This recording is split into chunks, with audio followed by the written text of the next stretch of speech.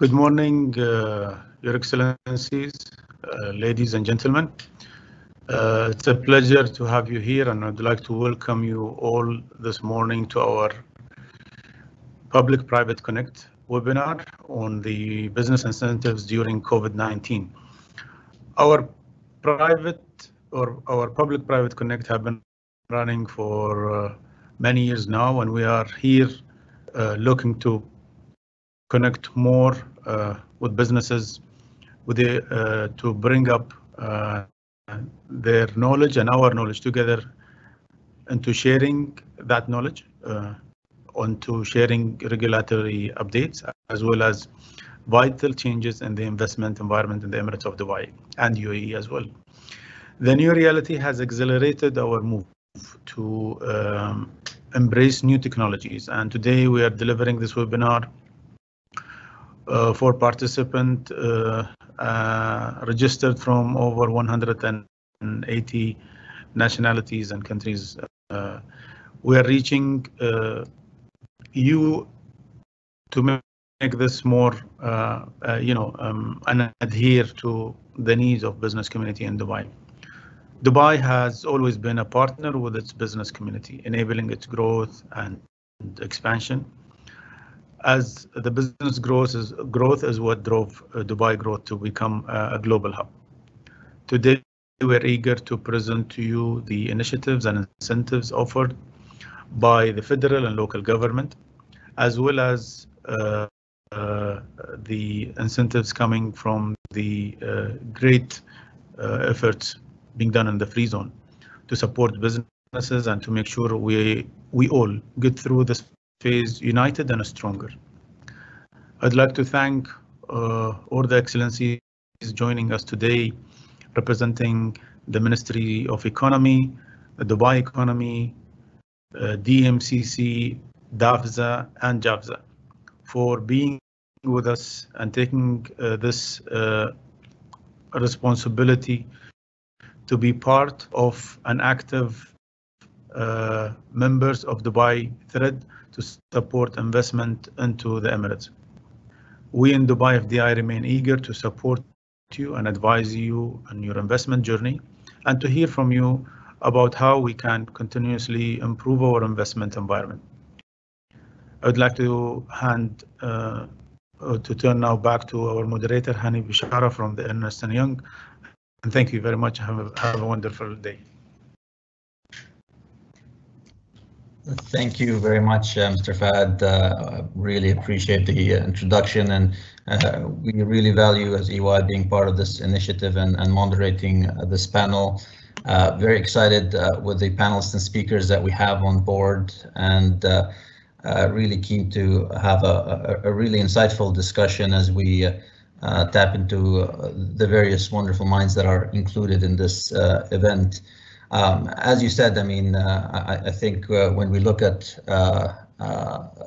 the pandemic and how it's affected individuals and lives and institutions across the world, it has been really a very unique event that has taken the world by storm.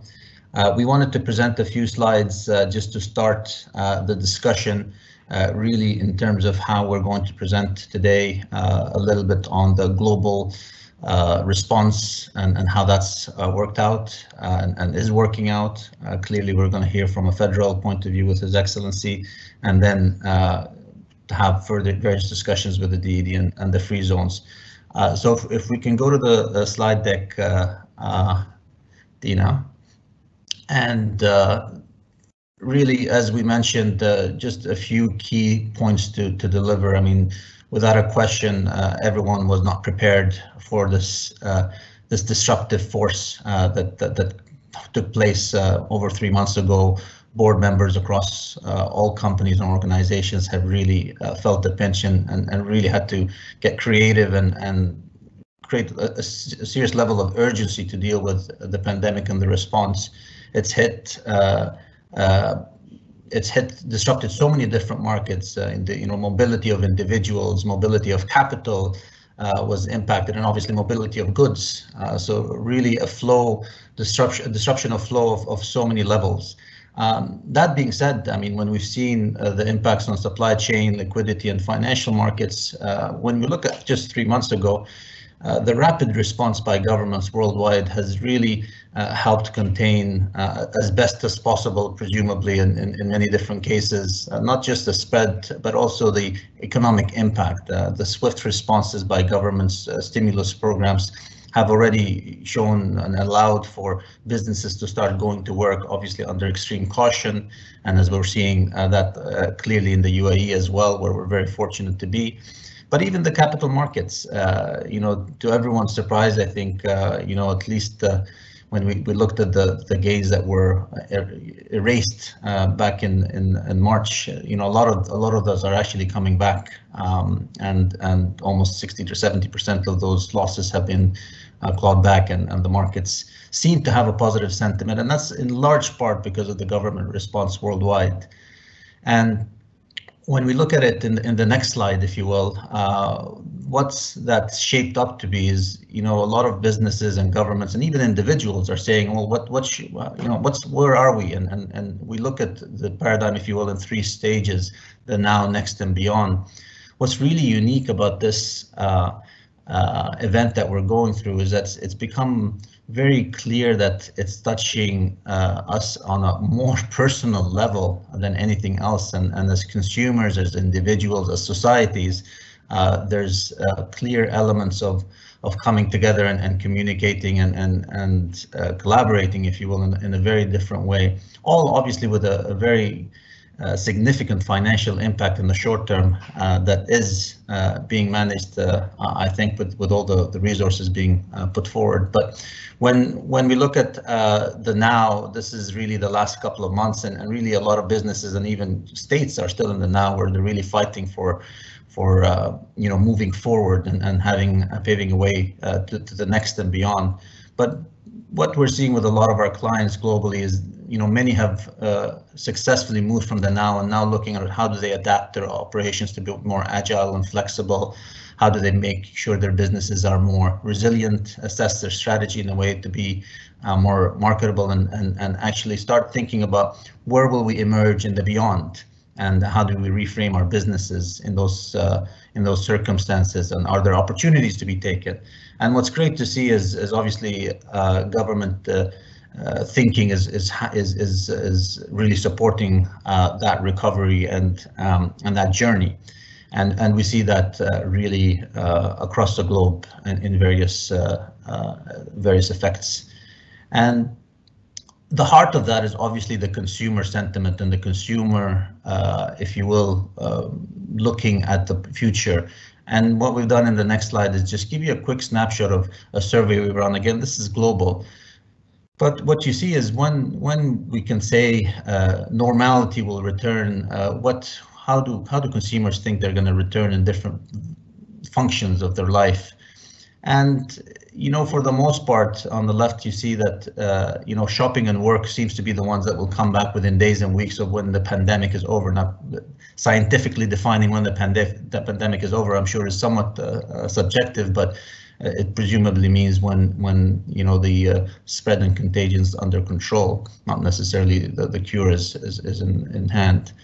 But you see that, you know, a lot of respondents see that shopping and work will come back to normal within days and weeks, and actually within months, you know, almost 90% or so that will be the status quo, will return.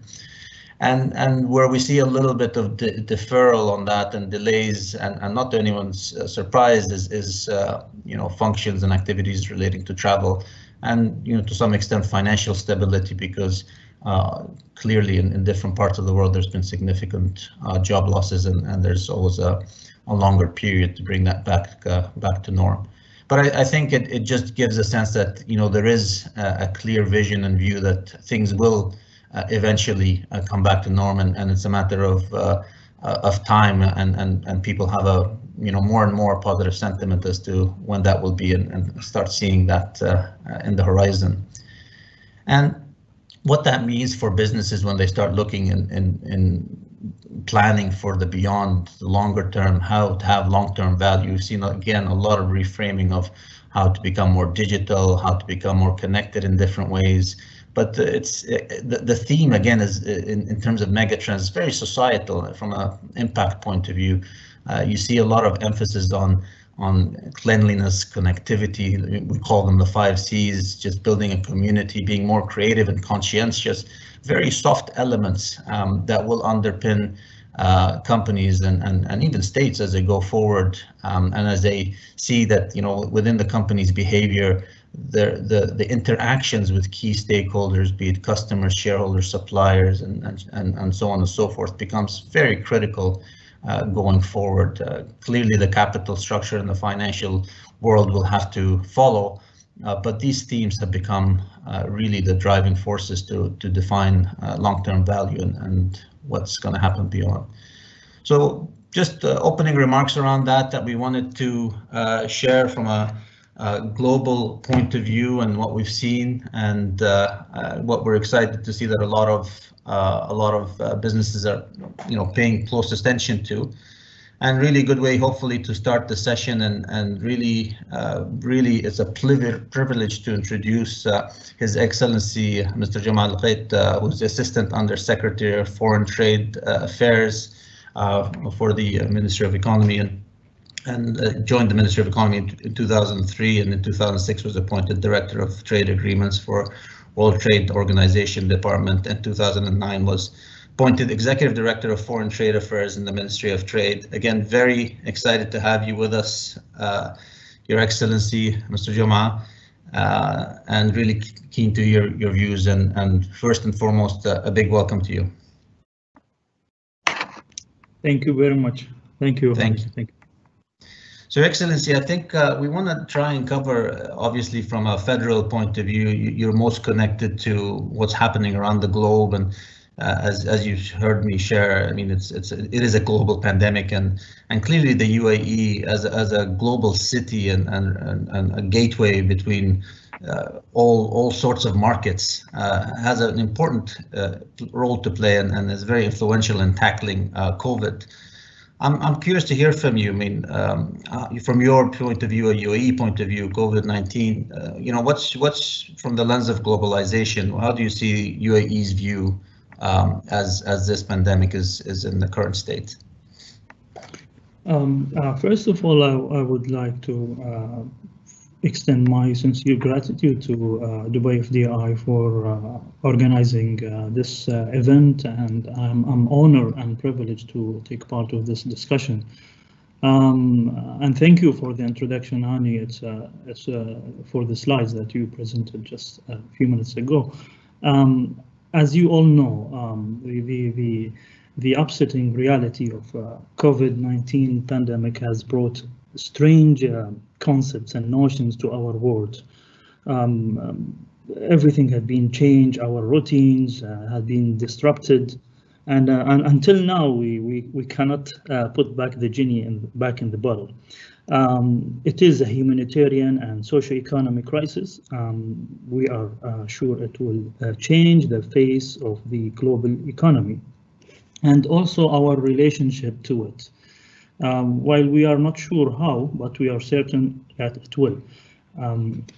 Now, economies all over the world are rewiring new habits, as you mentioned, and also the world economy is being utterly reshaped to respond to new environment and new customers, also new customers' habits. The situation globally is expected to have the recovery phase in 2021, but it is highly depends on the duration of the outbreak and the measures taken by the government and countries, and as well as the efficiency of the international community's response vis-a-vis shared responsibility. This is a very important element. Having said that, and similar to every country around the world, we have never seen something like this before.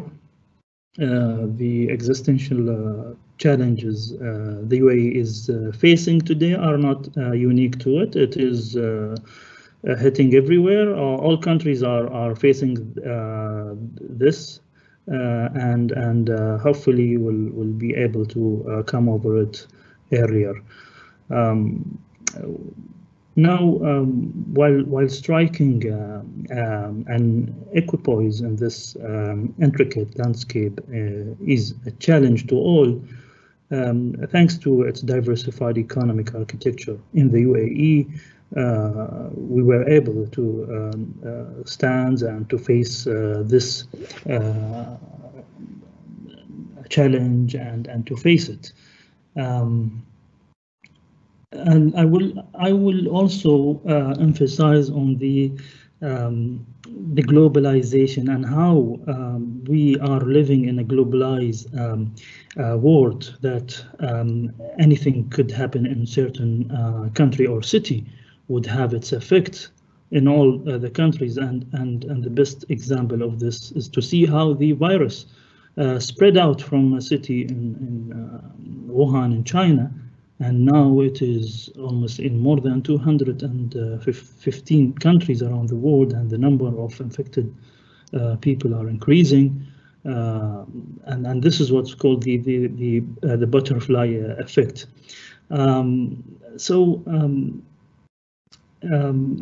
If we look, or we have to consider also the numbers and figures produced and announced by international organizations such as the World Bank, for example. The forecast of the World Bank recently envisions a 5.2% contraction in the global GDP in 2020, which, as they say, the deepest global recession in decades. Similar thing with the UNCTAD predicts a dramatic decline in global FDI. It's around 40% during 2021. The World Trade Organization is expected also to plunge the global trade to plunge by between 13 to 32%, depends on the development of the situation. This is in 2020. And also the, I would say, the effect of the pandemic and the policies to contain this pandemic, i.e., I would say the lockdown, have extreme impact on the global economy, and in terms of not being able for either individual or firms or companies or people to move from place to place.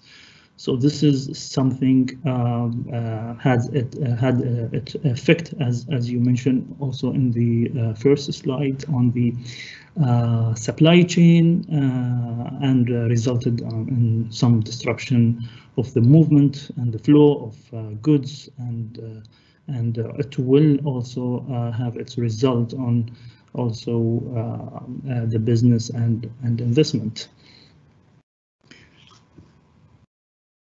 I might stop here. Yeah, thank you for that.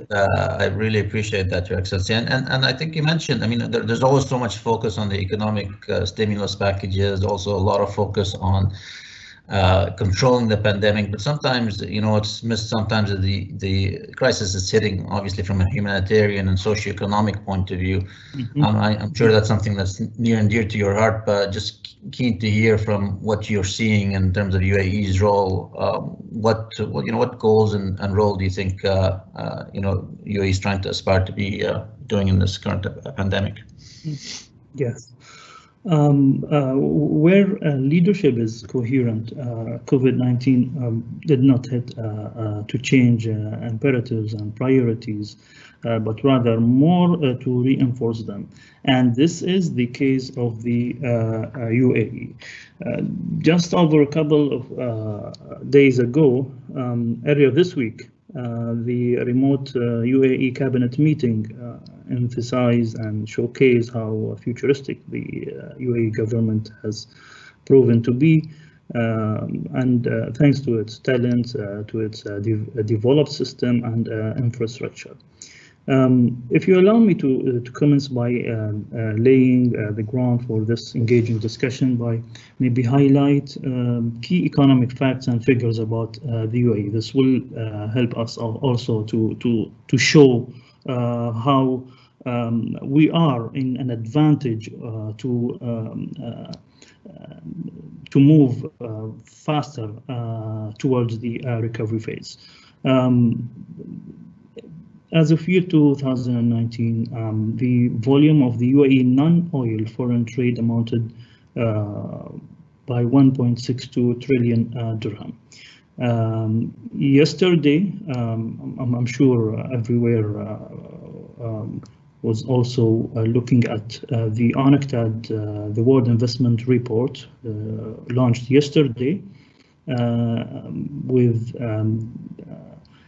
also stating that the UAE ranks in this report. The UAE acquired 50% of the investment flows to the region and ranks number one in the Arab world and first as well in West Asia. This is for the first time in terms of FDI inflow, amounting around 14 billion US dollar and represent 32.7 increase compared to year 2018. The same report also ranked the UAE amongst the top 25 countries in the world in terms of FDI inflow, and amongst the top 20 countries in terms of FDI outflow in year 2019. AT-Carnet also index launched yesterday, and we also see good result on UAE in this report, ranking the UAE among the top 20 countries in the index of investment confidence. And the competitiveness also we developed, and we consider number one in the MENA region and 9th globally in the IMD competitiveness ranking for the year 2020. And this year we are ranked number 9 and the US ranked number 10. In MENA region also, we are ranking number 1 in terms of global innovation index. Ease of doing business, the UAE ranked 16th globally and first also in the region. In terms of the economic freedom index, also we ranked 18th globally. First globally in macroeconomic stability. This is from the WEF competitiveness index 2019, and the 12th globally in terms of the digital competitiveness ranking. This is very important also to highlight during this period of time, because there is a transformation towards digitalization. In addition to its vigorous advancement and efforts, the UAE is generously endowed with countless blessings. I would say first, have a bright and wise leadership. As you say, also it is agile, dynamic, resilient, innovative, and proactive government. Strategic logistics and undisputed gleaming a global aviation hub. As everyone knows that the aviation hub is playing a vital role here in the region and support also the global trade to move toward this part of the world. and UAE is the location places the UAE within 4-hour flying of 1/3 of the world's population. Infrastructure, very sophisticated, advanced infrastructure. We have digital infrastructure as well. We have also very strong and robust sovereign funds value at more than 1.7 trillion. And the value of the sovereign fund is increasing, an increase 2% compared to 2019. And when we look at the UAE also, the UAE was one of the first countries to extend humanitarian relief to other countries, amounting to 523 tons of medical and food aid to more than 50 countries, and reaching out more than 523,000 health professionals, and launch a massive economic stimulus package. This package amounted around 282 billion dirham, devised to respond to COVID-19 and alleviate the economic ramification of the pandemic on the national economy. The value of this represents 18.3% of the UAE's GDP, one of the highest when you compare the stimulus package with the GDP, and it is the highest in the Arab world also. The UAE has adopted a multi-pronged systemic response and focusing on sustainable recovery and organic growth, paving the way through COVID-19 and post-COVID-19 era. And by way of illustration, a two-phase plan consisting of integrated series of package measures is being implemented. And phase one, re-establishing the core to target short-term economic challenge and vulnerable sectors, channeling the stimulus package to support sector of most affected by the crisis, including SMEs. And phase two is a more of a longer-term outlook to see the government putting its weight behind and faster transition toward the full-scale digital economy. It will mean fast tackling the deployment of 5G services as well as associated next-generation technologies. We've been noticing that the transformation is toward the digitalization before COVID-19, but during COVID-19, the movement toward the digitalization is going to be much faster than we thought before COVID-19. In addition to the two-phase federal plan, also individual emirates have released their own relief stimulus packages, and I'm sure that His Excellency Fahad will highlight on this.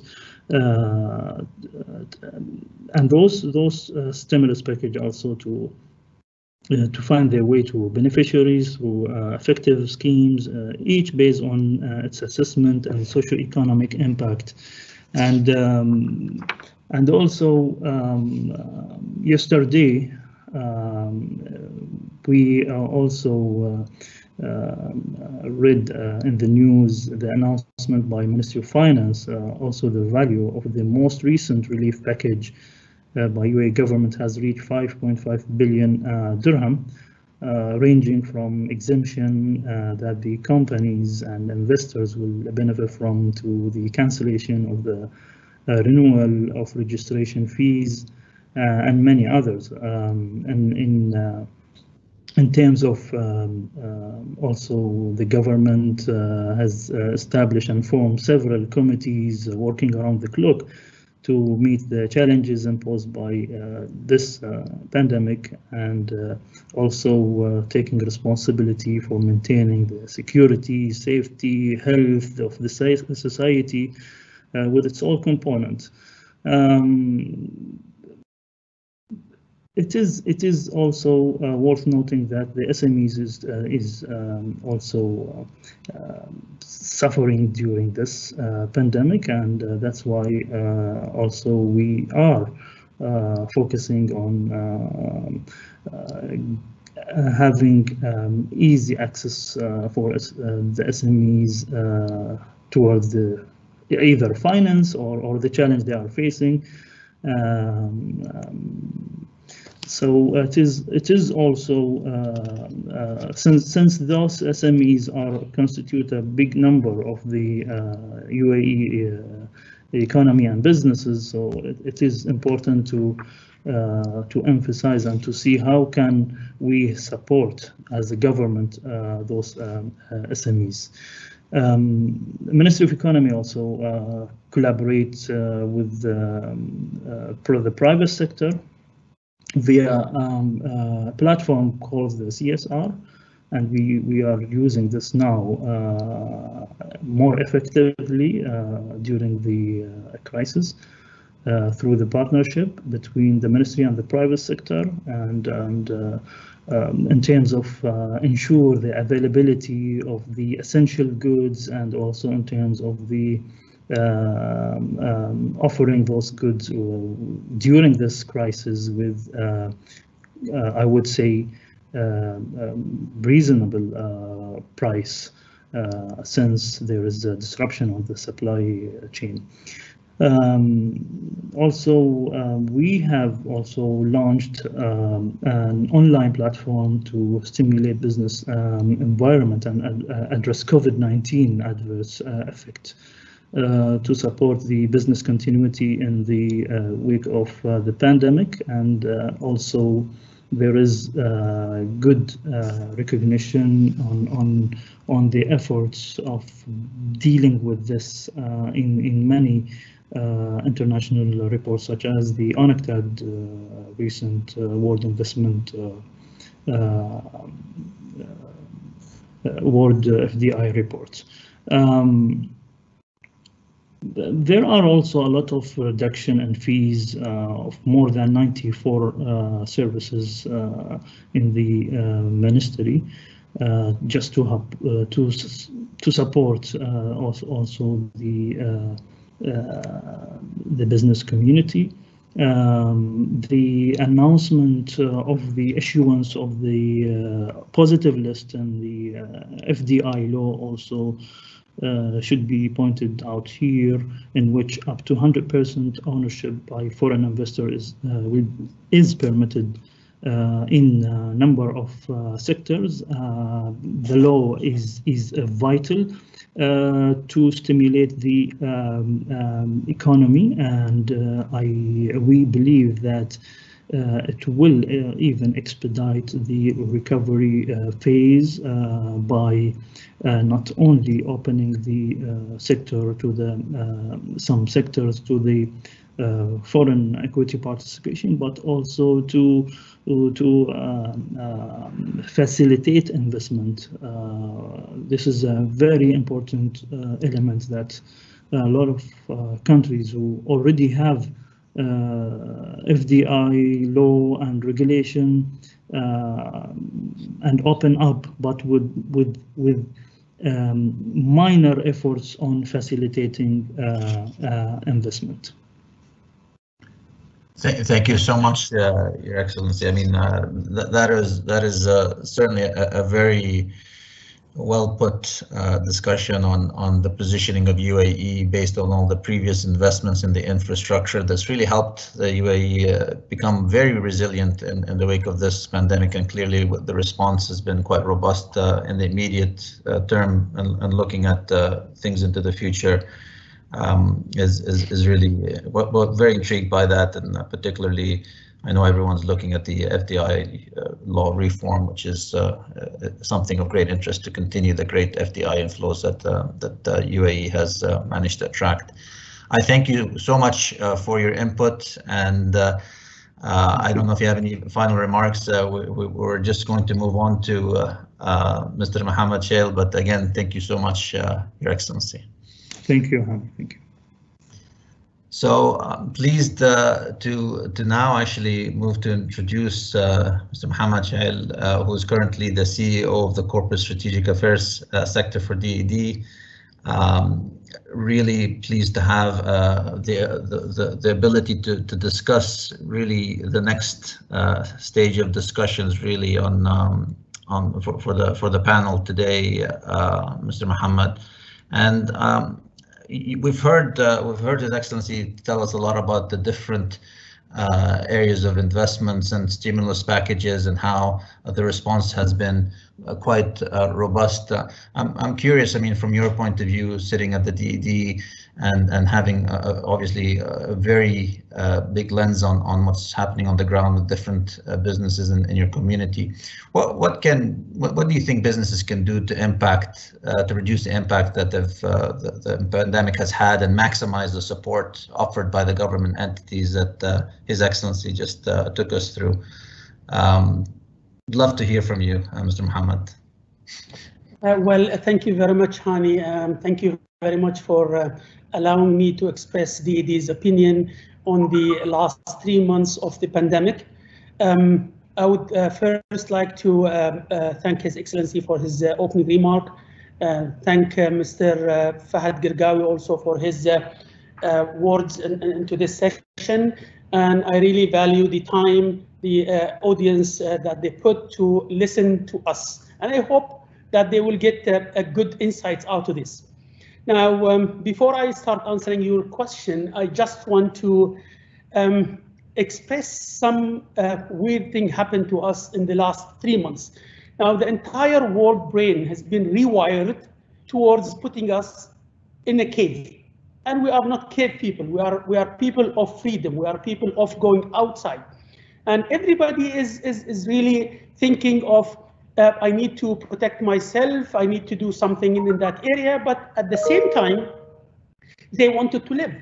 So what we've done here in the United Arab Emirates and in Dubai particularly, is we looked at the two eyes of the entire world's head.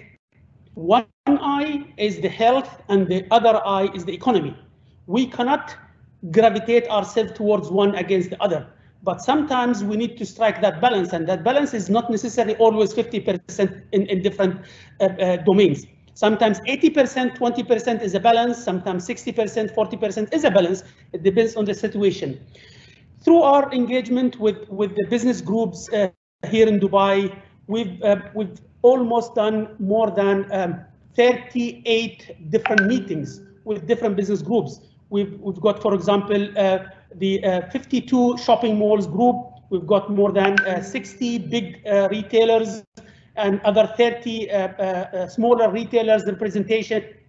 We've got more than 20 representation from FMBs, manufacturings, more than 10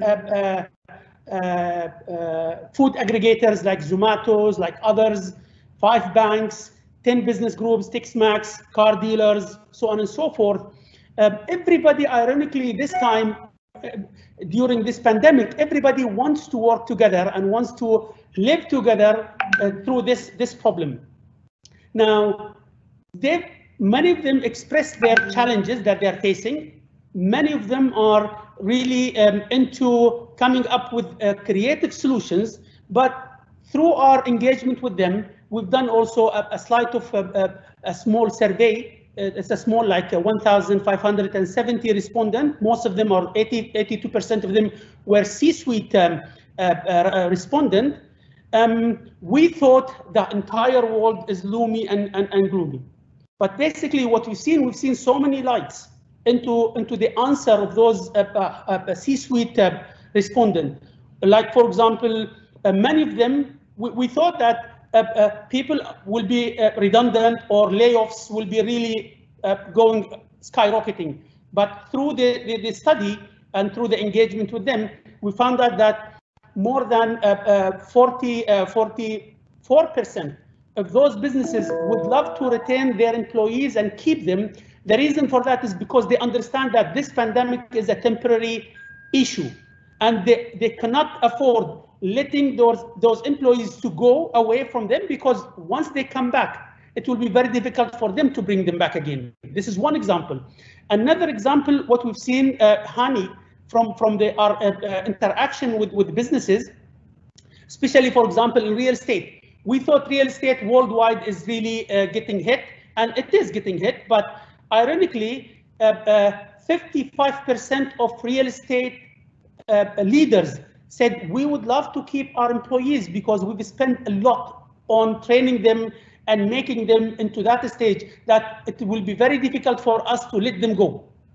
Other thing is when it comes to investment, everybody is saying that maybe investment is going to be affected, which is true, but 48% of the surveyed respondent said we are willing to invest immediately once this situation is cleared out. So basically, we were very cautious. We were very frightened when we asked those questions, but the amount of positiveness that we received from the market was really enlightening for us and made us so joyful to discuss many issues with them. Thank you for that, Mr. Mohammed, and we agree on so many levels on some of the points you've just shared. It's clear that the business community is doing what they can to get through this and really started seeing some opportunities in coming out of this tough event we're all going through. And actually, when we looked at previous surveys and analysis that we've done in previous economic downturns, it's the companies that were able to invest and take big actions in re-strategizing and look at where to divest even, were the ones that actually ended up outperforming the rest of the market. And we're very fortunate, obviously, the UAE to have very mature businesses and businesses with a great presence, whether locally or internationally. And I think, I mean, you've mentioned how interacting with the community is a really very important thing, and just communicating. I'm curious, what's your advice to businesses that try and improve engagement and interaction so that they identify these opportunities, and also looking at their supply chain and how they interact with relevant authorities? It's clear that interacting with the community internally and externally is a very important theme coming out of this. Yes. Now, what I advise businesses in Dubai and in the United Arab Emirates is to look at the incentive programs that the government has put through.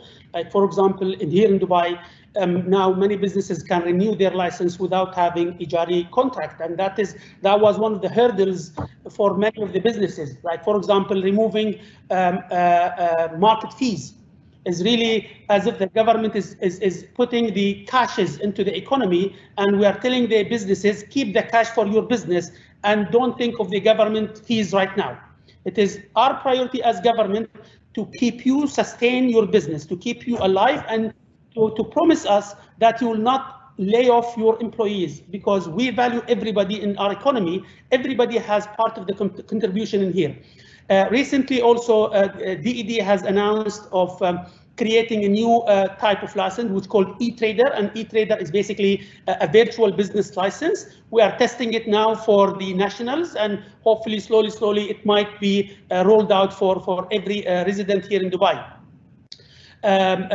Other things is basically when it comes to government fees. Government fees, normally you pay it upfront, and sometimes when you pay upfront, you pay it really big lump sum, and that drains your cash flow. So the government of Dubai has decided, instead of you pay it at the beginning of the year, now you can pay it in installment, in 12 months installment, and you can pay it in installment either cash or check. So basically, those are some of the government incentives that we push to the market, and to increase the liquidity and keep the liquidity in the businesses in here. The other thing is basically we wanted the businesses go back into business groups. So we've got so far a 66 business group looking after almost 82% of the entire Dubai sectors. We want them to engage with the relevant business groups so that we can listen to, regardless if they are small or medium or larger enterprises, so that we can take their pain points and send it to the central government so that we will create some reliefs for them during this pandemic and even after this pandemic period. And thank you for that. And even after this pandemic period, as you recall, I mean, you know, I think a lot of people are looking forward with the various opportunities that lie ahead, and be good to hear your final thoughts if you're looking forward in the post-pandemic future. You know, the types of opportunities that we talked about, and what do you think businesses will be able to capitalize from your point of view, and or at least you're hoping will you know, the opportunities will present themselves. Yeah. Now, Hani, the entire world is speaking about the digitization of every economy. So Dubai and United Arab Emirates has created that underlying structure when it comes to government as services. So in the future, we feel that the government will be as services. And why is that? Is because, you know, the notion of digital nomads concept is picking up nowadays more and more. Ironically, when we're under one of our study, which is looking after the future jobs insight, we came across the digital nomad concept is being spreaded slowly now. And the reason for that is because of fourth industrial revolution, using the digitization of all services. So I encourage all businesses in here to rethink of their business model, rethink of the business offering that they offer their clients, and also think of the excess facts that they were taking in the past, because that fact might not help them into the future. They need to rethink and reshape their businesses to be more resilient and to be more adaptive to the changes that are happening post COVID-19. And thank you. I think these are wonderful, wise words to end with, and we really thank you, Mr. Mohammed, for this contribution. It's been very rich and uplifting, actually. So we thank you for that contribution. Thank you for having me. And I think just to take a pause, we're just to let everyone know, I mean, part of the benefit of this session is obviously hearing directly and the wonderful insights already shared, but also there is an ability to take questions that you know can be responded subsequent to this event. Unfortunately, we're going to be running out of time. But we've heard a little bit of a globalist perspective, a federal perspective, a deep dive into elements of Dubai. And clearly the free zones have been such an important component of Dubai's growth story and ability to attract and retain foreign investment, and just having multiple flexible forms of operating in the UAE. So I'm pleased to really, in our final session, have a discussion with Mr. Jamal bin Marghoub, Senior Director of Sales at DAVZA. Jamal's a highly experienced sales and marketing communications professional with lots of insight and experience in the field of international trade and free zone commerce. We've had great discussions leading to this session. So welcome, Mr. Jamal. Hi, everybody. Thank you for having me today at this session. I think this is a great session that everybody will like to know what's happening and what's going to happen in the future.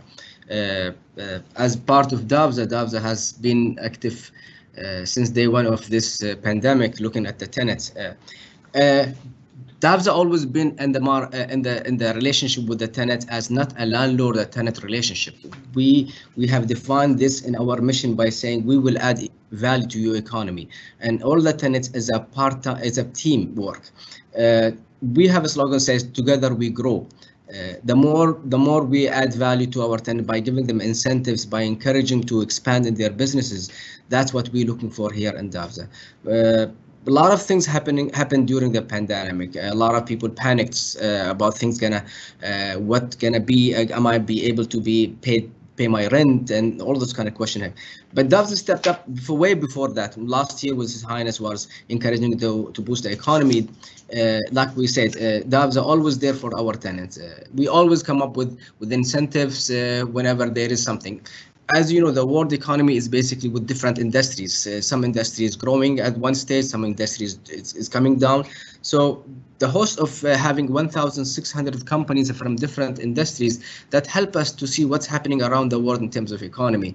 And then we try to balance those by having those companies really not doing well in their industry, try to give them incentives, and that becomes a different incentive by giving them 12 payment schemes, or giving them more incentives of connecting them to our businesses.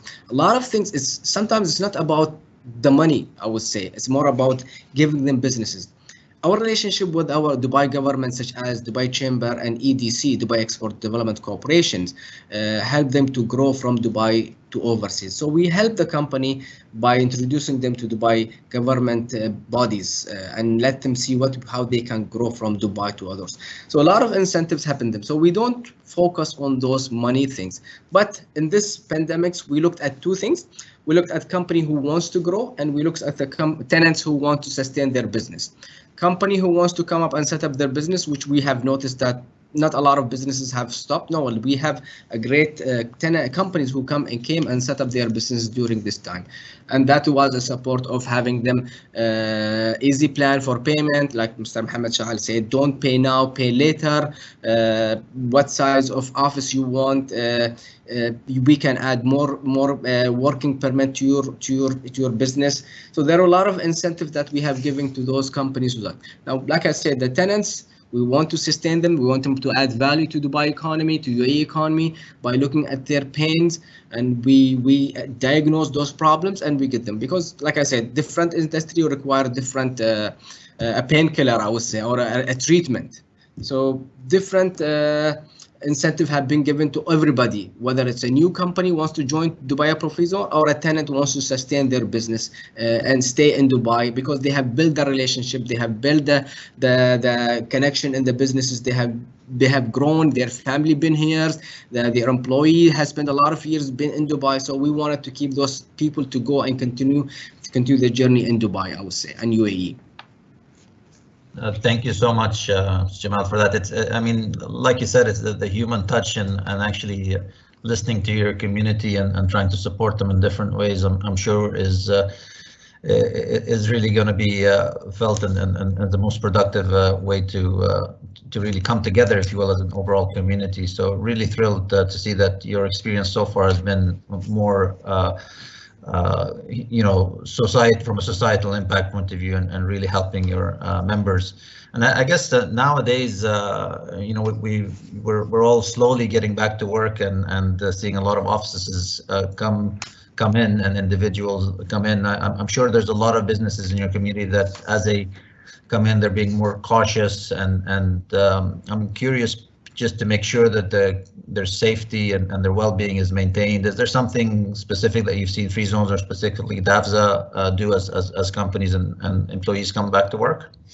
Yes, as His Highness, the instruction was 2 weeks back, I would say that going back to 100% for the private sector. DAFZA company, we have noticed the growth of people and employee coming to DAFZA. More company is open up their offices, working from the premises. But like you said, it's a time of adjustment, I would say. It was when the pandemic started, people were in disruptive situation. They're not sure what they want to do. They were staying home, or they have to work, or they will shut down. But now when everything just simply there's a light at the end of the tunnel, yes, companies coming. Of course, DAFZA have taken all the measures that the higher crisis committees have given us from Dubai, what to do, what not to do, and sanitizing that place, wearing the gloves, all things are in place with DAFZA all over the place. Now that, given the fact we have pass those information regulations to the companies. So whoever wants to set up their back to the offices, they have to implement those rural regulations. So we have noticed the increase of the number of employees coming to DAFZA. So we have seen the places coming to life. Maybe the company have changed their mentality, giving some staff to stay at home and work. And so this is the new experience for them. Rather just coming to the office, they might employ not to come to the office and they can do the job in the office. So maybe the mentality have changed to working by objective, not necessary to be physically in the office. So you might feel a balance here where people might continue working from their home, and people will come to the offices. And so yes, the things are coming back to Davza with precautions and measures that have been placed by the government.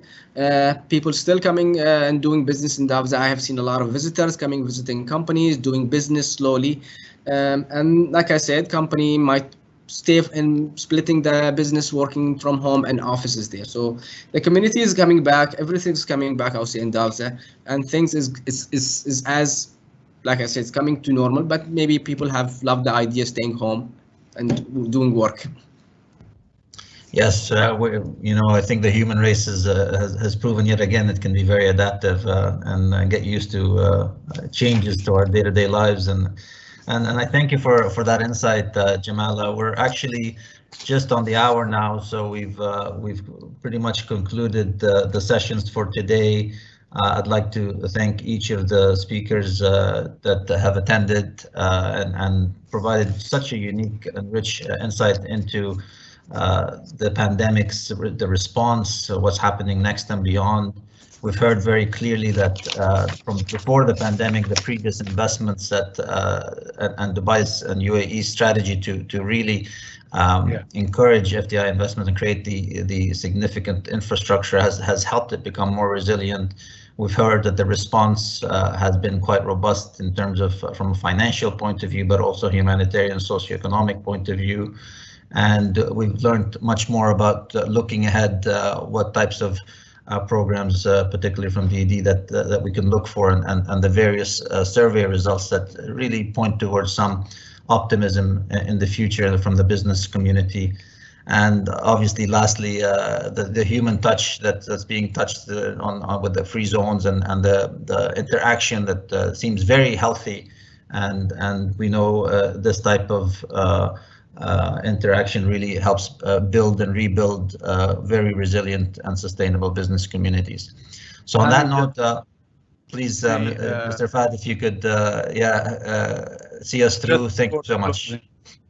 Just before closing, I'd like to thank, of course, everyone who joined us. Your Excellencies, you've been doing a lot of job and hard work on your own, different organizations, but I think the business community needs more, and that's why while we're having over 550 people today with us, I just want them to stay with us. We will need definitely one or more than one other sessions to tackle different points of views of and concerns they have, maybe also with enough time or more time.